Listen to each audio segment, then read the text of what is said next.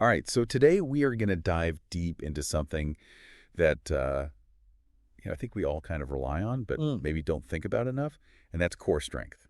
Yeah. We're really going deep with this source, the core foundation of fitness and biomechanics, Yeah. and really breaking down why it's so crucial to every aspect of fitness and Right. and so much more than just six-pack abs, right? Exactly. And I think a lot of us get caught up in this idea that core strength equals, washboard abs that we see, plastered on magazines and stuff. But, it's really not the case. Right. The core is so much more than that. It's like thinking about the facade of a building and not the beams and the foundation that's holding it up. Yeah, exactly. It's like you're focusing on decorating the outside of your house and you haven't even built any support beams, Totally. And I was actually lucky enough to chat with Sean, who wrote the book Zero Fitness Fucks. And wow. His whole philosophy is around functional fitness. Yeah. Like building a body that works for you in real life, not just looks good in a mirror selfie. Mm-hmm. And he really emphasized that a strong core is the cornerstone of that. Totally. Yeah, he was actually telling me about how he views it kind of like a tree trunk. So if the trunk is weak, the branches can't reach their full potential. Oh, that's such a good analogy. Yeah. Okay, so this source breaks it down into 5 main muscle groups. We've got the glutes, the abdominals, the erector spinae. Oh, the erector spinae? The quadriceps and the hamstrings. Yeah. Glutes aren't those. Yep. Your butt muscles. Okay. And I think this is where that six-pack misconception really starts to fall apart. Yeah. Because the glutes are so essential for core stability. They control your hip movement, which then obviously, has a ripple effect up your spine. Yeah. So think about it. Every time you walk, run, jump, even just stand up from a chair. Yeah. Your glutes are firing. Wow, I never thought about it like that.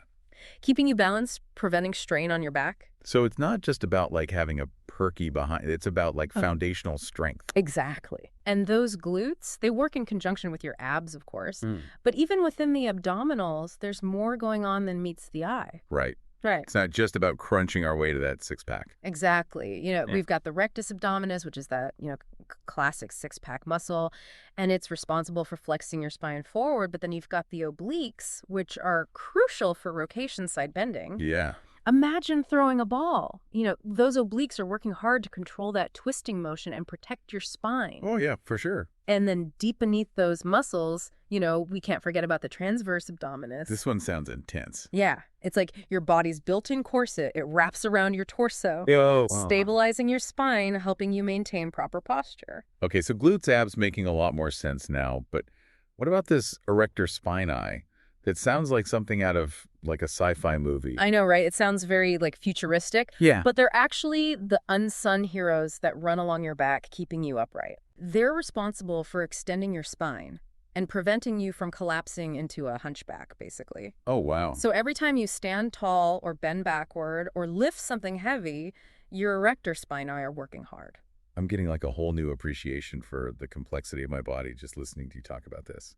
It is amazing. Yeah. And we can't forget about the quadriceps and hamstrings. Now, we often think of these as leg muscles, right? Right. But they actually play a significant role in core stability as well. So even when we're talking about something as seemingly simple as walking, it's this whole interconnected system. Exactly. Yeah, it's all connected. There. Your quads and your hamstrings, they help control movement at the hip and knee joints, which impacts everything from, your stride length to how efficiently you transfer force through your body. Wow. If they're weak or imbalanced, it can throw your whole core off kilter. So yeah, that makes sense. It's really important to think about them as part of that core unit as well. This is making me rethink my whole workout routine. But before we get into how to train for a stronger core. Yeah. Let's get into how to train for a stronger core. And, I think the elephant in the room here is crunches, Right. Are we all just doing crunches all day long? Is that the secret? Yeah. Well, I actually asked Sean about that when we were talking, author of Zero Fitness Fucks, and he kind of laughed. I bet. He's like, no, crunches aren't the answer. They're not the be-all, end-all. No, they work certain abdominal muscles, but they really don't engage the core as a whole.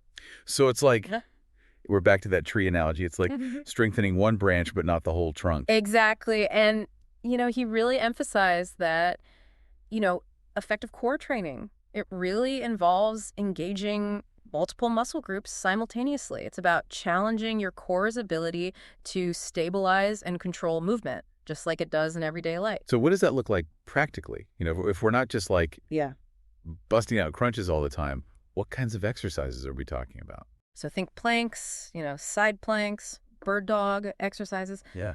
These are fantastic for building isometric strength and endurance throughout your entire core. And then Yeah. you've got movements that involve rotation, like Russian twists or wood chops. Okay.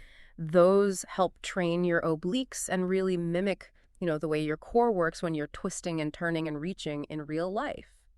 I'm starting to see how this all ties back to that functional fitness that Sean talks about. It's Yeah. like, it's not just about isolating muscles. It's about training your body Yeah, to move well as a unit. totally. And, going back to that tree trunk analogy, a strong core, it really helps you transfer force efficiently through your entire body. Just like a sturdy trunk allows the branches to sway, without breaking. You're talking about better balance, Yeah, more power in our movements, and less risk of injury. absolutely. And, the research really backs this up. One study actually found that core strengthening exercises were more effective than traditional back exercises for reducing chronic low back pain. That's huge.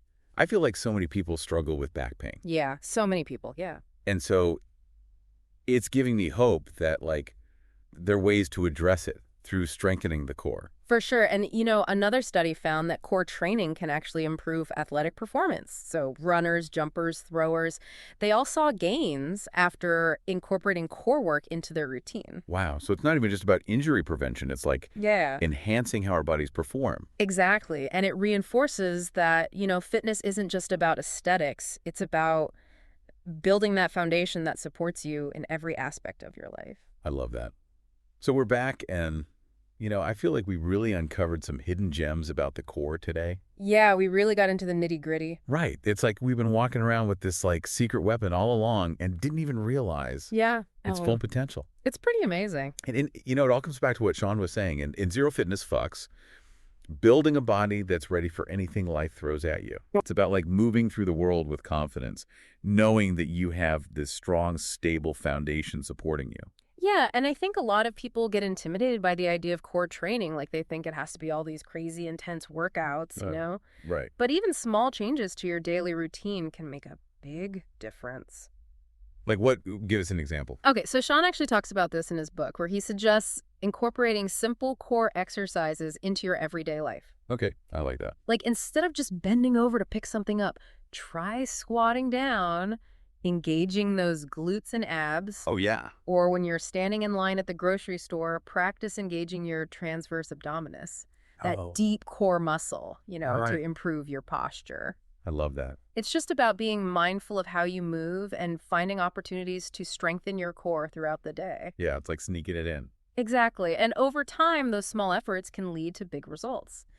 You might find yourself standing taller, moving with more ease, Yeah. and feeling more confident in your body. Yeah. So it's not about, fitting into a certain size or Yeah. achieving a specific look. It's about feeling good in your own skin Totally. and being able to, like, live your life to the fullest. Exactly. And remember, it's never too late to start. That's true. Whether you're a seasoned athlete or just beginning your fitness journey, there's always room to improve your core strength. So what's the one takeaway you want our listeners to walk away with today? I think the biggest takeaway is that core strength is about so much more than just, aesthetics. It's really about building that foundation for a healthy, functional, and resilient body. It's an investment in your long-term well-being. And it's empowering, right? Like, Oh, absolutely. you're taking control of your health. Yeah. And remember, a strong core is just the beginning, Yeah.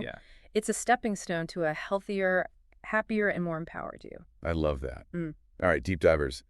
That wraps up our exploration of core fitness. We hope you learned a lot and are feeling inspired to, take your core strength to the next level. Yeah. And if you're looking for more practical tips and guidance, I highly recommend checking out Sean's book, Zero Fitness FucX. Yeah. It's a fantastic resource for anyone who wants to build a body that's strong, resilient, and ready for anything. Absolutely. It's a must read. Until next time, keep diving deep.